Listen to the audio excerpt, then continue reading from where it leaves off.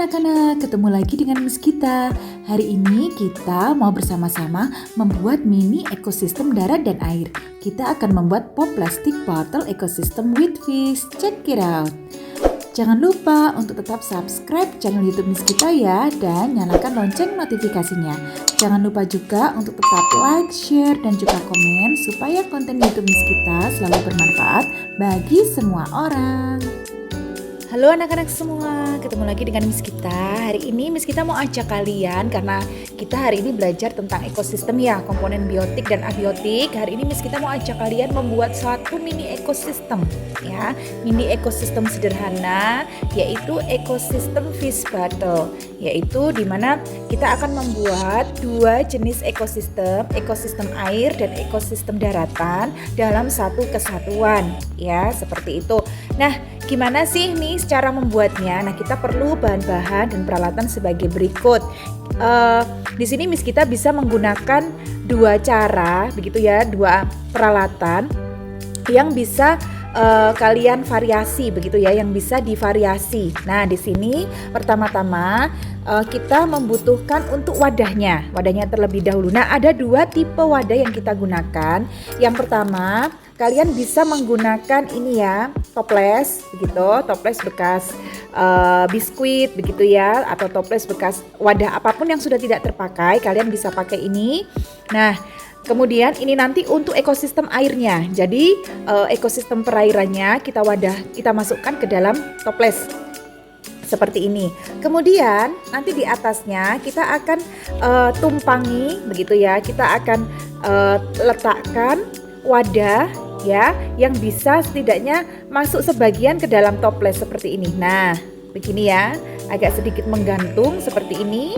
Nah, ini nanti yang akan kita gunakan untuk ekosistem daratnya ya, ekosistem daratnya. Oh iya, mohon maaf karena di sini sedang ada renovasi pembangunan, jadi suara-suara bising agak sedikit mengganggu ya, tapi nggak apa-apa, nggak terlalu keras ya. Semoga tidak terlalu keras dan anak-anak masih bisa mendengar suaranya Miss kita. Oke, lanjut. Nah, ini cara yang pertama, wadah yang pertama. Wadah yang kedua, kalian bisa menggunakan botol bekas air mineral seperti ini. Seharusnya anak-anak menggunakan yang 1,5 liter ya, karena lebih besar. Nah, di sini Miss kita hanya sekedar contoh, Miss kita menggunakan yang kecil dulu ya, karena di sini tidak ada yang 1,5 liter. Jadi Miss kita menggunakan yang 600 ml. Nah, kalau Miss kita sarankan anak-anak kalau mau mencoba pakai yang besar ya, pakai yang besar supaya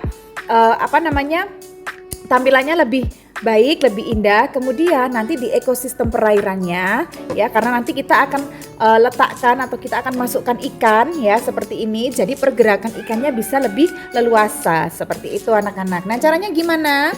Nanti caranya kita akan bagi dua ya, kita akan potong dulu. Ya, ini botolnya kita potong seperti ini segini ya. Kita potong dulu. Nah, kita potong seperti ini.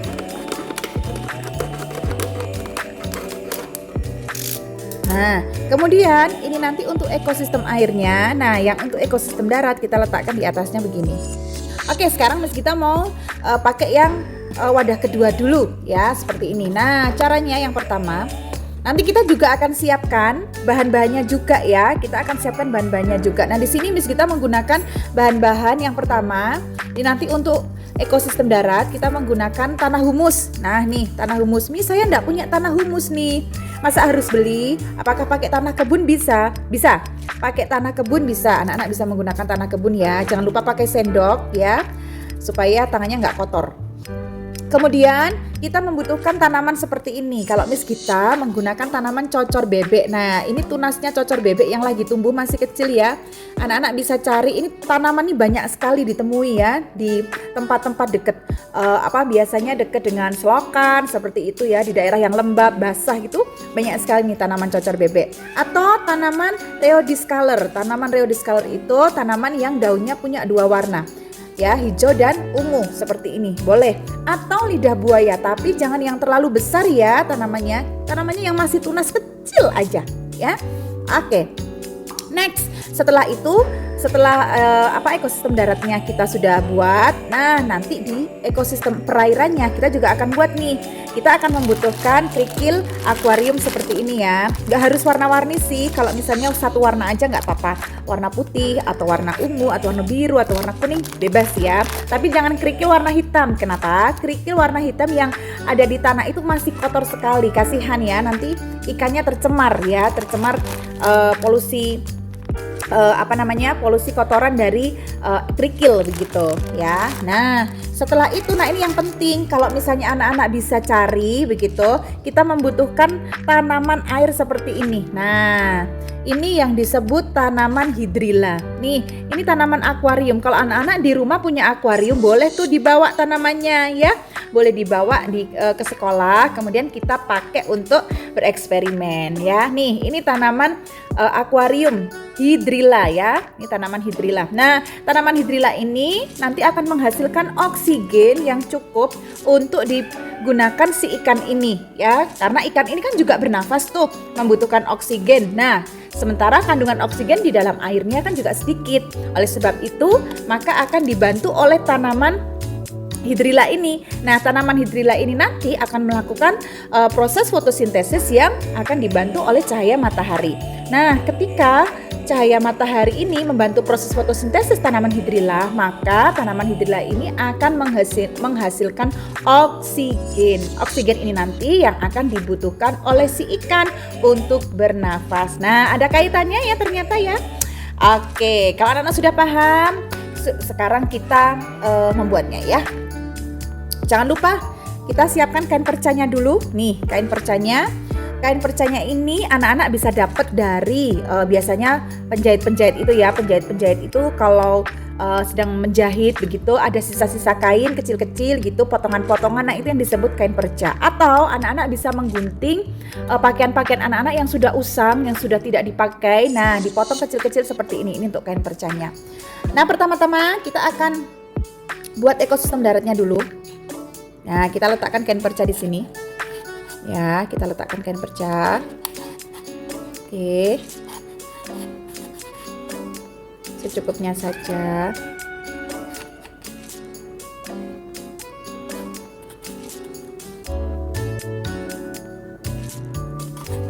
Nah, kalau sudah kain percanya masuk semua begini ya, jangan lupa tutupnya ini kita sudah lubangi dulu menggunakan puspin ya. Kenapa? Supaya ketika kita menyirami tanamannya, airnya bisa menetes, jadi tidak menggenang di potnya ya. Nah, kalau misalnya menetes akan jatuhnya kemana, Miss? Jatuhnya akan ke sini nanti ya, ke ikan. Loh, nanti ikannya kotor.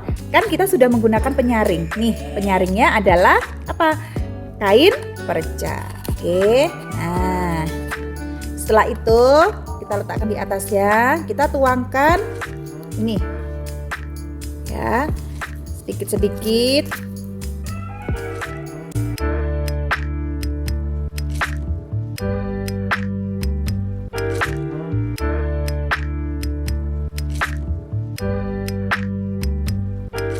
Kita letakkan tanamannya. Nah, kita tanam nih. Di sini kita masukkan.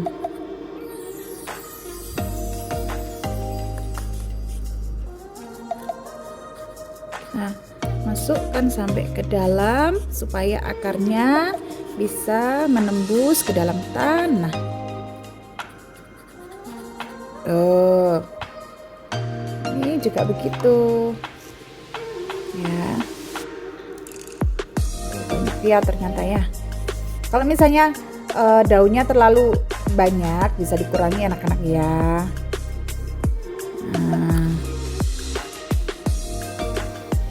Nah, seperti ini. Kalau misalnya anak-anak mau tanam biji, misalnya Miss, saya boleh nggak pakai nanam biji kacang hijau? Oh, boleh sekali ya. Ini contohnya punya Miss kita kasih biji kacang hijau di dalamnya. Nah, kira-kira bisa tumbuh nggak ya? Nih, tuh kita tanam. Nah, kalau sudah, Miss boleh dikasih kerikil-kerikil enggak? Oh, boleh sekali. Misalnya kita mau kasih kerikil-kerikil di sampingnya supaya menarik ya, warnanya bebas deh. Warnanya mau kuning, mau merah, mau hijau. Nah, ini sebagai hiasannya tuh, bagus kan? Tuh seperti ini. Anak-anak boleh berkreasi sendiri ya. Silahkan berkreasi dengan kelompoknya. Nah, ini Miss kita hanya memberikan contoh saja. Oke. Tuh. Hati-hati jangan sampai menindih bijinya ya. Kerikilnya jangan sampai menindih bijinya. Nah. Oke.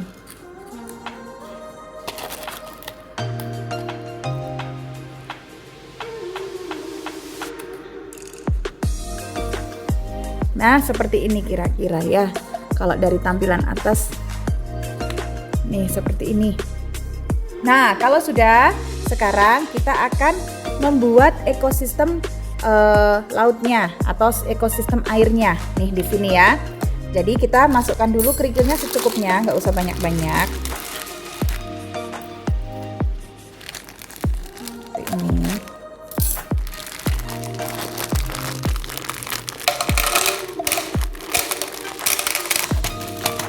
Nah, segini ya. 1 cm kurang lebih tingginya. Kalau sudah, kita masukkan tanaman airnya anak-anak. Tuh. Nah, tuh tampilannya seperti ini. Nah, kalau sudah, kita akan masukkan ikannya.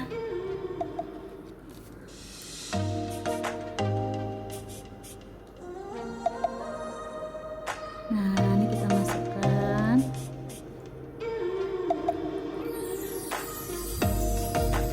Nah, oke. Sudah, di sini ada 2 ikan. Nih ada 2 ikan ya. Ikannya sudah masuk di sini nih. Tuh, senang sekali ikannya. Kalau ini airnya kebanyakan, bisa dikurangi ya anak-anak ya, dikurangi. Kalau misalnya terlalu banyak. Nah, ini boleh dikurangi. Oke. Setelah itu, kita letakkan di atasnya. Tada!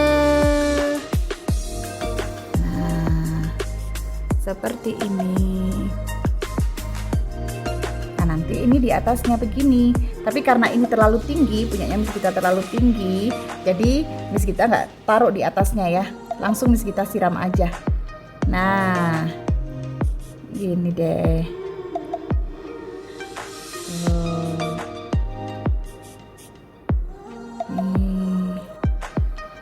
Oke.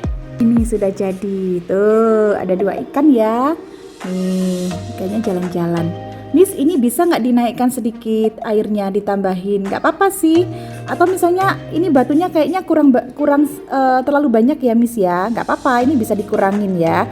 Batunya bisa dikurangin supaya ikannya bisa bergerak bebas. Makanya Miss kita kan minta anak-anak untuk botolnya lebih besar ya. Botolnya lebih besar supaya ikan ini bisa bergerak dengan leluasa ya. Dan airnya bisa sedikit lebih banyak. Nah, nanti kita akan coba pakai yang menggunakan toples ya. Kita bisa menggunakan toples. Bagaimana hasilnya kita lihat.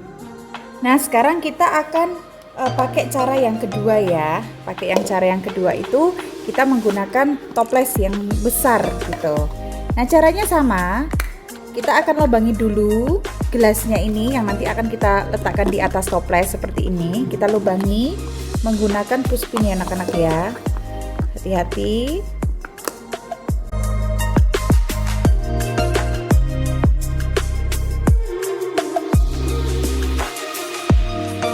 Kemudian kita susun kain percanya sama seperti yang pertama tadi ya urutannya ya. Nah, kain perca ini nanti fungsinya sebagai filter supaya tanahnya tidak mengotori ya, tanah yang jatuh itu nanti tidak terlalu banyak mengotori ekosistem airnya yang di bawahnya begitu. Nah, sudah. Kalau sudah, sekarang kita masukkan tanahnya anak-anak ya. Kita masukkan tanahnya.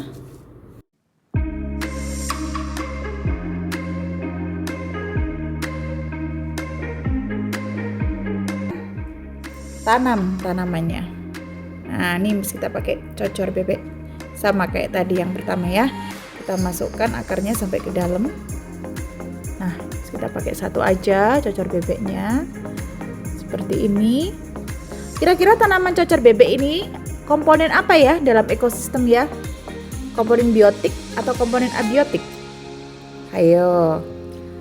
Kalau tanah ini komponen biotik atau abiotik? Kalau batu, nih kerikil-kerikil yang bisa kita letakkan di sini nih, ini komponen biotik atau abiotik ya? Oke, kayaknya anak-anak sudah tahu di jawabannya ya. Nah, nanti silakan dipresentasikan. Kita masukkan ya kerikilnya di sini supaya cantik tampilannya ya.